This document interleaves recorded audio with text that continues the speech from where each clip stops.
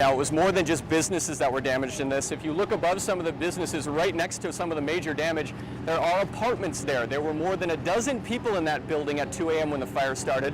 Now, luckily and miraculously, they all made it out safely, but obviously because of all the damage, they're not going to be able to make it back in, so they're going to have to find a place to stay tonight. News 8's Carrie Vick talked to some of those people who were displaced. She is at Winona State University with what they are doing to help. Hi Mark, the Red Cross at Winona State University are teaming up to try and help those people that don't have a place to stay because they were living in those apartment buildings down by where the fire happened. Now this is one of the buildings on campus that the university is opening up to students to give them a place to stay, try and help them get back on their feet after what was a very long night. It was a startling wake-up call for Winona State student Brock Norwood. Well, I woke up around 1:15, 1:30 in the morning, and I just smelled smoke. Norwood acted fast. I grabbed my girlfriend, grabbed my keys. But he didn't stop there. Before leaving his apartment in downtown Winona, he made sure his neighbors were also awake. About 5 minutes after, when my girlfriend and I were in the hallway, the fire alarm went off. But at that point, we'd already knocked on people's doors, tried to let people know what was going on. 30 minutes later, the building behind us went up in flames.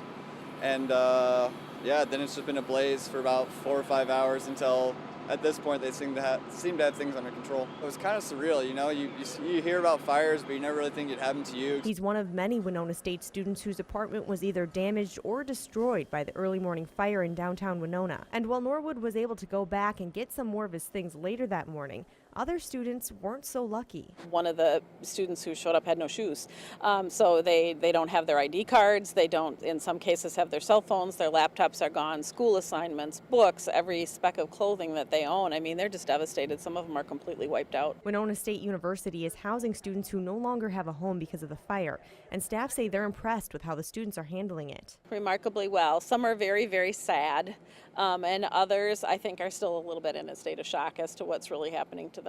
And despite his loss, Norwood says he has a lot to be thankful for. There's nothing that can't be replaced, and we're fine, so that's what really matters. Now many of the students I spoke with today say they don't have renter's insurance. They say the Red Cross did advise them to check with their parents and see if they're covered under theirs. Back to you, Mark.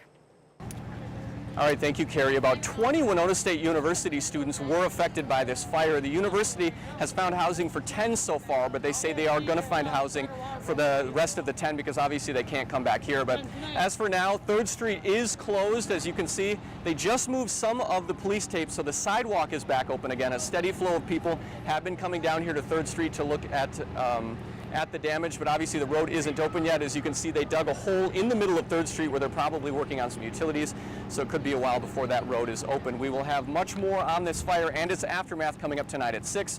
Reporting in Winona, Mark McPherson, News 8.